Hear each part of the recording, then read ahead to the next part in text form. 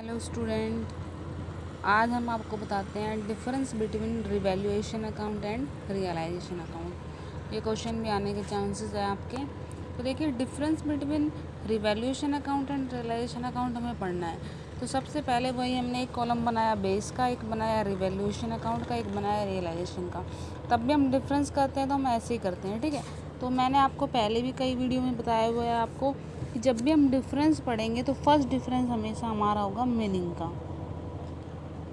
First difference हम किसका जानेंगे? मीनिंग का।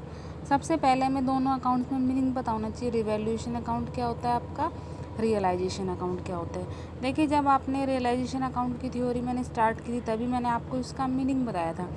रियलाइजेशन अकाउंट क्या होता है? रियलाइजेशन अकाउंट हमारा फर्म है, जब उसकी वाइंड अप होती है तब प्रिपेयर करते हैं। और रियलाइजेशन अकाउंट में हम असेट्स को क्या करते हैं? सेल, और लाइबिलिटी की क्या करते हैं? पेमेंट।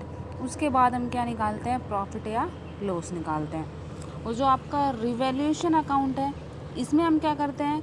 ये हमारा क्या होता है, जैसे जो असेट्स और जो आपकी लाइबिलिटी है उसकी रीवैल्यू लेते हैं हम। रीवैल्यू का मतलब जो दोबारा वैल्यू आती है उनके डिफरेंस को लेते हैं, जो चेंज होता है उसके लिए हमारा क्या बनता है? Revaluation account. तो देखिए, इसका मीनिंग आप क्या डाल सकते हैं? रिवैल्यूएशन अकाउंट आप किस लिए प्रिपेयर करते हैं? असेट्स और लाइबिलिटी की एडजस्टेड वैल्यू के लिए। Assets and liability adjusted value, यानी असेट्स और लाइबिलिटी की एडजस्टेड वैल्यू के लिए हम क्या बनाते हैं? Revaluation account. आप अपनी लैंग्वेज में मीनिंग डाल सकते हैं। रियलाइजेशन अकाउंट क्या है? ये अकाउंट में हम क्या करते हैं? असेट्स को सेल करते हैं और लाइबिलिटी की क्या होती है? पेमेंट। वही असेट सेल और लाइबिलिटी की क्या करते हैं? पेमेंट। उसके बाद जो प्रॉफिट एंड लॉस निकलता है वो हमारा किस में आएगा? रियलाइजेशन अकाउंट में। तो फर्स्ट डिफरेंस आपका किसका हो गया? मीनिंग का। सेकंड डिफरेंस आपका होगा time. First difference meaning, second difference आपका किसका होगा? टाइम। टाइम का मतलब आपका क्या है? बनाने का टाइम, कि रिवैल्यूएशन अकाउंट आपका किस टाइम बनता है और रियलाइजेशन अकाउंट आपका किस टाइम बनता है, ठीक है। तो देखिए, रिवैल्यूएशन अकाउंट हम कब बना सकते हैं? या तो यही पॉइंट डाल सकते हैं, असेट्स और लाइबिलिटी के एडजस्ट करने के लिए। असेट्स और लाइबिलिटी को एडजस्ट करने के लिए हम रिवैल्यूएशन अकाउंट को प्रिपेयर करते हैं। लेकिन ये अकाउंट किस किस टाइम बन सकता है? देखिए, कोई पार्टनर एडमिशन लेता है तभी हम रिवैल्यूएशन अकाउंट बनाते हैं। कोई पार्टनर रिटायर ले ले, किसी पार्टनर की डेथ हो जाए, देन हम क्या बनाते हैं? Revaluation account. क्योंकि पार्टनर एडमिशन लेगा तभी भी असेट्स और लाइबिलिटी की वैल्यू चेंज होगी, रिटायर होगा तो भी, डेथ होगी तो भी। तो ये क्या होगा? ये किस टाइम प्रिपेयर होता है? एडमिशन, रिटायर और डेथ। और ये आपको पता है dissolution, dissolution of A firm, किसी फर्म के डिसोल्यूशन के टाइम प्रिपेयर होता है। देखिए, बाकी टाइम हम हमेशा क्या प्रिपेयर करते हैं? Revaluation account. लेकिन अगर फर्म का वाइंड अप हो रहा है, डिसोल्यूशन हो रहा है, फर्म का विघटन हो रहा है, देन हम कौन सा अकाउंट प्रिपेयर करेंगे? Realisation account. Next, third, objective. Objective का मतलब उद्देश्य। अब आपको बताना है कि रिवैल्यूएशन अकाउंट बनाने का क्या उद्देश्य है और आपका रियलाइजेशन बनाने का क्या उद्देश्य है। यानी जो आपका रिवैल्यूएशन अकाउंट वो किस लिए होता है?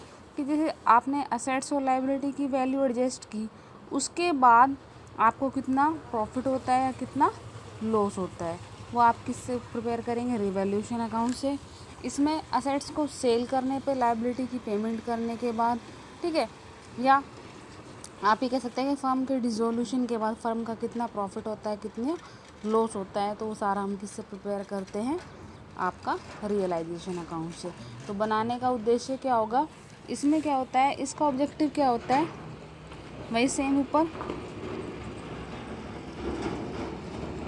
इसका ऑब्जेक्टिव क्या होता है? Assets and liability value adjust. Assets और लाइबिलिटी की वैल्यू को एडजस्ट करना। और इसका उद्देश्य क्या होता है? ये किस लिए बनाया जाता है?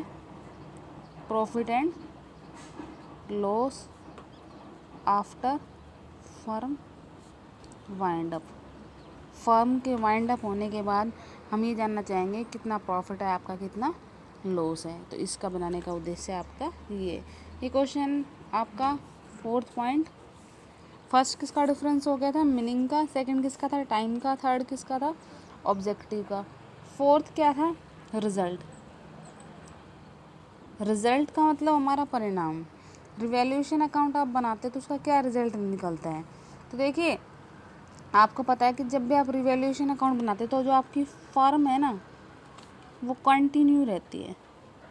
कंटिन्यू का मतलब फर्म आपकी चलती रहती है, फर्म क्लोज नहीं होती, क्योंकि रिवैल्यूएशन अकाउंट आपका किस टाइम बनाया जाता है, वो एडमिशन के टाइम, रिटायरमेंट के टाइम, डेथ के टाइम, तो उस टाइम आपकी फर्म क्लोज नहीं होती, कोई पार्टनर चला गया आ गया तो फर्म हमारी कंटिन्यू रहती है।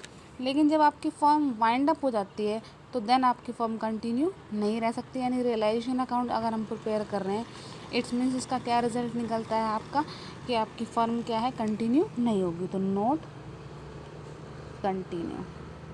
हिंदी में लिखना चाहो तो अपनी लैंग्वेज में लिख सकते हो कि इसमें फर्म जो आपकी लगातार चलती रहेगी, इसमें आपकी फर्म लगातार कंटिन्यू या चलती नहीं रहेगी। फिफ्थ पॉइंट, ठीक है, फिफ्थ पॉइंट क्या होगा, ये वैल्यू ले सकते हैं आप इसमें। फिफ्थ पॉइंट मूल्य,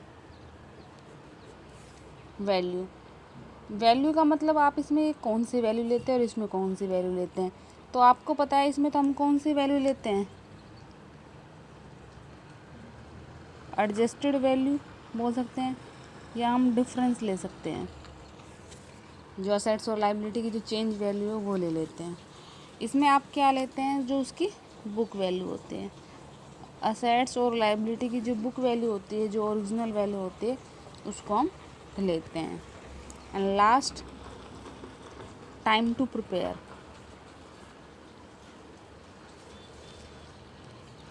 ठीक है, टाइम टू प्रिपेयर का मतलब कितने टाइम बना सकते हैं या बनाने का समय। तो देखिए रिवैल्यूएशन अकाउंट कभी कभी भी बनाना पड़ सकता है, कोई फिक्स टाइम नहीं है। फर्म अपनी लाइफ टाइम में मैनी टाइम कितनी भी बार बना सकती है, बट जो रियलाइजेशन अकाउंट है वो केवल एक टाइम बनता है, वन टाइम, और वो मैंने आपको बता रखा है। वो कौन सा होगा आपका, रियलाइजेशन अकाउंट आपका कब प्रिपेयर होता है, जब फर्म आपकी वाइंड अप होती है, यानी फर्म का समापन हो जाता है, जब हम क्या बनाते हैं, आपका रियलाइजेशन अकाउंट। तो देखिए ये आपका difference between revaluation account and realisation account.